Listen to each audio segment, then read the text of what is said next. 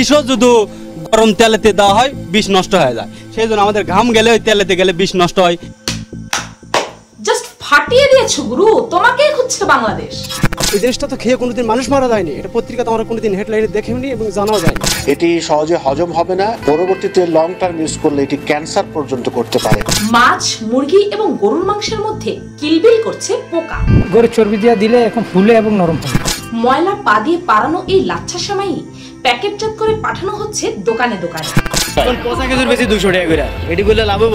এগুলোকে ততক্ষণ পর্যন্ত ফোটানো হয় যতক্ষণ না খেজুরগুলো সাইজে ডাবল হয়ে যায়। হাইড্রোজ বাস্তবে কলকারখানায় ব্যবহৃত একটি বিষাক্ত কেমিক্যাল, যা মুড়িতে ব্যবহার করা হচ্ছে মুড়ির রং ধবধবে সাদা করার জন্য। নাম্বার 1, সেমাই।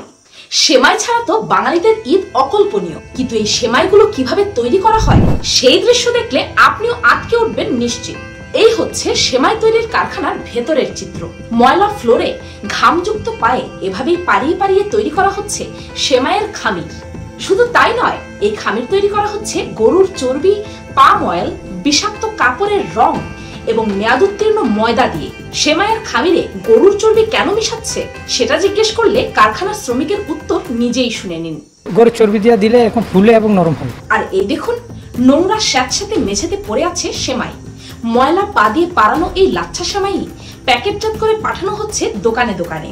শুধু ডালডায় নয়, বরং শ্রমিকের শরীরের ঘামেও চ্যাকচেকে হয়ে উঠছে আপনার পছন্দের সুস্বাদু লাচ্ছা সেমাইয়ের খামির। ঘাম নিয়ে প্রশ্ন করায় এই শ্রমিকের যুক্তি নিজেই শুনুন একবার। বিষও যদি গরম তেলেতে দেওয়া হয় বিষ নষ্ট হয়ে যায়, সেই জন্য আমাদের ঘাম গেলে ওই তেলেতে গেলে বিষ নষ্ট হয়। জাস্ট ফাটিয়ে দিয়েছো গুরু, তোমাকেই খুঁজছে বাংলাদেশ। অনেক জায়গায় তো আবার নোংরা খোলা টয়লেটের পাশেই তৈরি হচ্ছে সেমাই। সেমাইয়ে পাওয়া যাচ্ছে আস্ত পোকা, মেঝেতে তাণ্ডব করছে তেলাপোকার দল। তারপর বিষাক্ত ডালডা এবং পোড়া পাম তেলে ভেজে নিলেই তৈরি হয়ে যাচ্ছে তথাকথিত ঘিয়ে ভাজা লাচ্চা সেমাই।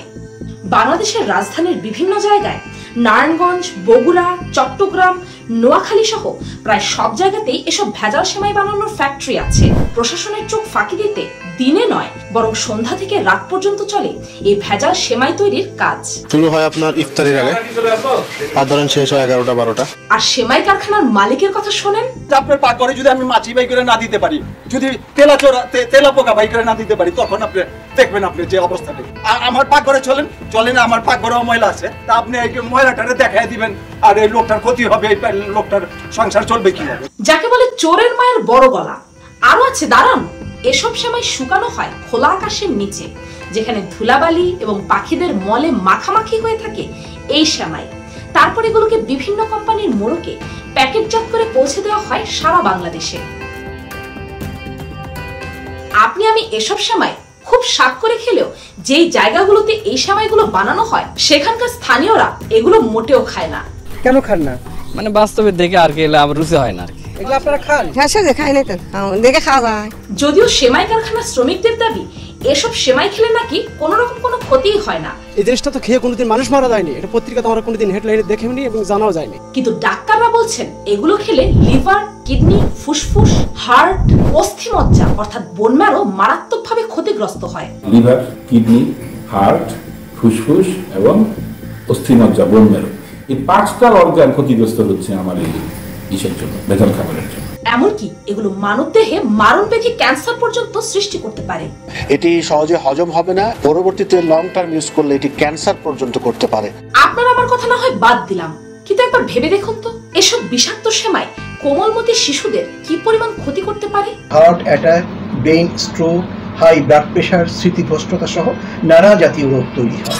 নাম্বার 2, খেজুর। রমজান মাসে মানুষ আর কিছু খাক না খাক, খেজুর অবশ্যই খায়। খেজুরকে সুপার ফুড বলা হয়, কেননা এর পুষ্টি উপাদান অনেক অনেক বেশি। কিন্তু বাঙালি এই খেজুরকেও ছাড়েনি, শেষমেশ খেজুরেও ভেজাল। এই দেখুন, এটিএন নিউজের ক্যামেরায় ধরা পড়লো পচা খেজুরকে তাজা বানানোর দৃশ্য।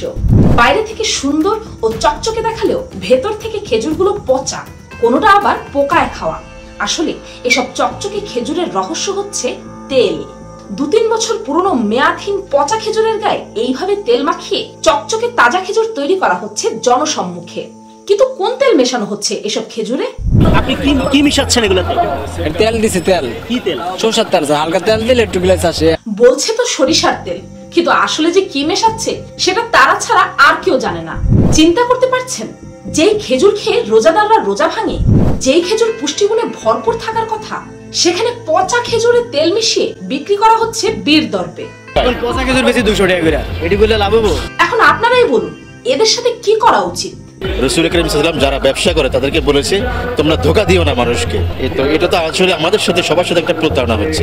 শুধু পচা খেজুরই নয়, বরং কাঁচা খেজুরও অত্যন্ত অস্বাস্থ্যকর নোংরা পরিবেশে পাকানো হচ্ছে। নিজেই দেখুন, সর্বপ্রথম গাছ থেকে কাঁচা খেজুর পেড়ে নিয়ে আসা হয়, তারপর সবকটা খেজুরকে হাতের সাহায্যে ছাড়িয়ে নেওয়া হয়। অন্যদিকে বিশাল বড় একটা পাত্রে চিনির শিরা তৈরি করা হয়, তারপর সেই শিরার মধ্যে কাঁচা খেজুরগুলোকে ঢেলে এগুলোকে ততক্ষণ পর্যন্ত ফোটানো হয় যতক্ষণ না খেজুরগুলো সাইজে ডাবল হয়ে যায়। আর এই কাজ শেষ হয়ে গেলে খেজুরগুলোকে রোদে শুকাতে দেওয়া হয়।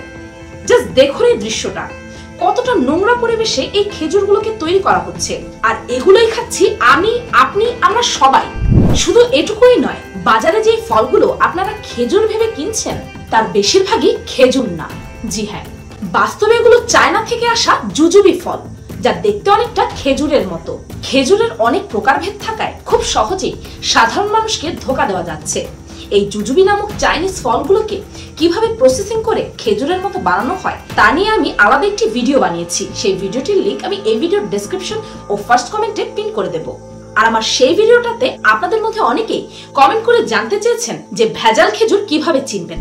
তবে চলুন জেনে নেওয়া যাক ভেজাল খেজুর চেনার কিছু কার্যকরী উপায়। ভালো মানের খেজুরের চামড়া সাধারণত একটু কুচকানো হয়, তবে শক্ত নয়। আর যদি খেজুরের গায়ে তেল বা পাউডার জাতীয় কিছুর উপস্থিতি দেখেন, তাহলে বুঝে নেবেন সেটি ভেজাল খেজুর।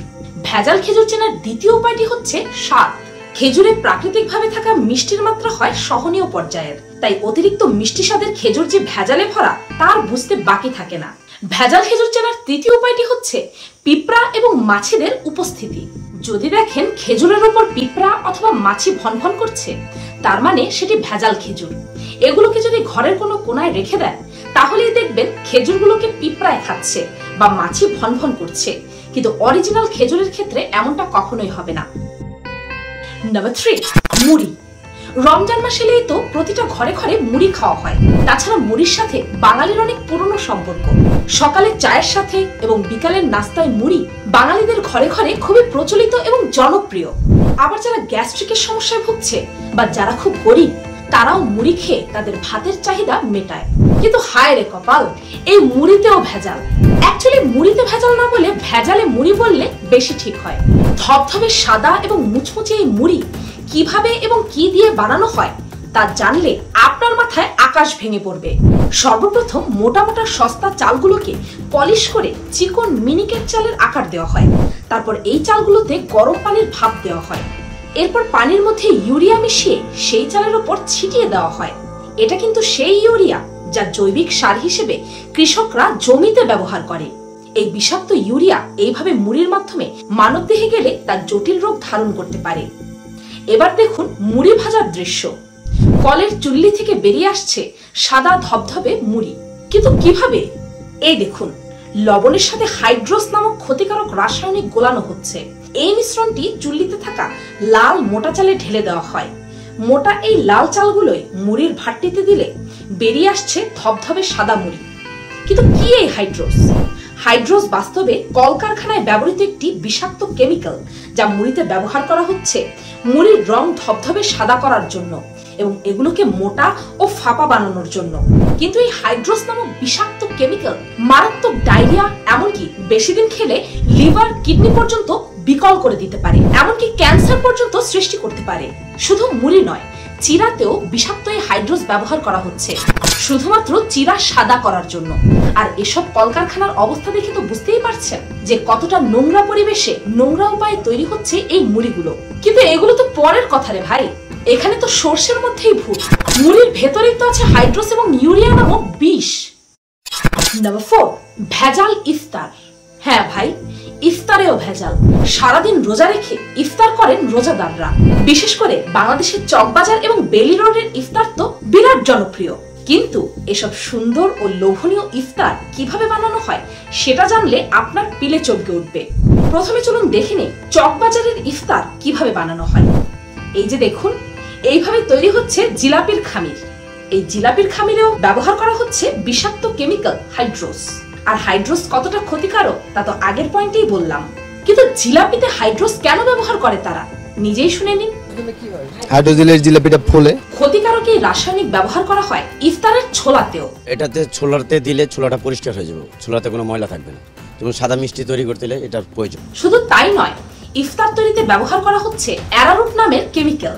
তাতে নাকি স্বাদ বাড়ে খাবারের।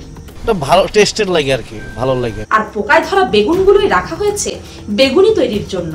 তবে সবচেয়ে বড় বিপদের নাম হচ্ছে তেল। সব ধরনের মুখরোচক খাবার ভাজা হয় এই একই তেলে বারবার। তেলের রং কালো হয়ে শেষ না হওয়া পর্যন্ত চলে একই তেলে ভাজা পোড়ার কাজ। আর এই তেল বারবার তো বাদ দিন, যদি একবারও রিইউজ করা হয় তাহলে সেটা মানবদেহের জন্য কতটা মারাত্মক ক্ষতি বয়ে নিয়ে আসতে পারে সেটা আপনি এই ডাক্তারের কাছ থেকে শুনে নিন। এই টক্সিক সাবস্টেন্সগুলো ভবিষ্যতে কার্সিনোজেন বা ক্যান্সার তৈরি করতে পারে। কিডনিতে সমস্যা হতে পারে, নিউরোলজিক্যাল সমস্যা হতে পারে, নার্ভের সমস্যা হতে পারে, লিভারের সমস্যা হতে পারে এবং ফুসফুসের সমস্যা হতে পারে। দেশের সবচেয়ে বড় ইফতার বাজার অর্থাৎ চকবাজারে প্রতিদিনই অবিকৃত থাকে বিশাল অংশের খাবার। আর সেই বাসি পচা খাবারগুলোকে পরদিন নতুন বলে চালানো হয়। এটা কালকে সেল হবে। এবার চলুন দেখে আসি বেইলি রোডের বিখ্যাত মুখরোচক ইফতার কিভাবে তৈরি হয়। মাছ, মুরগি এবং গরুর মাংসের মধ্যে কিলবিল করছে পোকা। ঠিক কবে এগুলো ফ্রিজে রাখা হয়েছে সেটা জানাতে পারেনি রেস্টুরেন্টের কোনো কর্মকর্তা। কিন্তু মাংসে পোকা ধরতে গেলে সেই মাংস কত মাস পুরনো হতে হবে তা তো আপনারা আন্দাজ করতেই পারছেন। আর এসব দিয়েই তৈরি করা হচ্ছে মজাদার ইফতার। বেইলি রোডের আরেকটি রেস্টুরেন্টের রান্নাঘরে পাওয়া গেল মেয়াদ উত্তীর্ণ রুটি। শুধু পচা খাবারই যে খাচ্ছেন তা নয়, বরং এগুলোকে তৈরিও করা হচ্ছে অত্যন্ত নোংরা পরিবেশে। অনেক পুরনো জিনিস রেখেছে, ইভেন ফ্রিজে যে খাবার রেখেছে মাংস রেখে তার সাথে তেলাপোকা বা অন্যান্য ময়লা সহ তারা স্টোর করেছে। আপনি বা আপনার পরিবারের কোনো সদস্যকে যদি আপনার চোখের সামনে কেউ বিষ খাইয়ে মেরে ফেলে তাহলে নিশ্চয়ই তাকে আপনি বা আমাদের দেশের আদালত মৃত্যুদণ্ড দেবে। এখন সেই বিষটাই যদি স্লো পয়জন হয়, যে বিষ আমাদেরকে প্রতিনিয়ত খাওয়ানো হচ্ছে, যার কারণে অকালে ঝরে যাচ্ছে কত তরুণ প্রাণ। আজকের দিনে এমন কোনো বয়সের মানুষ নেই যার শরীরে কোনো রকম রোগ নেই। বাচ্চা বুড়ো সকলে রোগে জর্জরিত। এর কারণ তো এসব ভেজাল বিষাক্ত খাবারই। তাহলে এসব অসাধু ব্যবসায়ীদেরকে শুধুমাত্র সামান্য অর্থদণ্ড দিয়ে বা পরের বার এসব কাজ না করার নির্দেশ দিয়ে ছেড়ে দেওয়া হচ্ছে কেন? এরাও তো মানুষকে স্লো পয়জন খাইয়ে আস্তে আস্তে মেরে ফেলছে। কুকুরের লেজ কখনোই সোজা হয় না। এরা কোনো মতে জরিমানা দিয়ে বা আদালত থেকে বেরিয়ে মাত্রই বীর তর্পে আবারও সেই একই বিজনেসটা শুরু করবে। আর যারা এসব 2 নাম্বার কাজ করে আমাদের জীবনের সঙ্গে ছিনিমিনি খেলছে তারা তো শুধু আমাদের ব্যক্তিগত শত্রু নয়, তারাই সমাজের শত্রু, তারাই রাষ্ট্রের শত্রু। তাই এদেরকে চরমতম শাস্তি দেওয়া উচিত। সে যেন সারা জীবন আর এই বিজনেসটি না করতে পারে সে ব্যবস্থা করা উচিত। আর এমনটা যদি না করা হয় তাহলে আমাদের এবং আমাদের ভবিষ্যৎ প্রজন্মের বর্তমান এবং ভবিষ্যৎ চরম অন্ধকারের মুখে। আমি ফাল্গুনী, আজকের মতো এ পর্যন্তই। দেখা হচ্ছে পরের ভিডিওতে।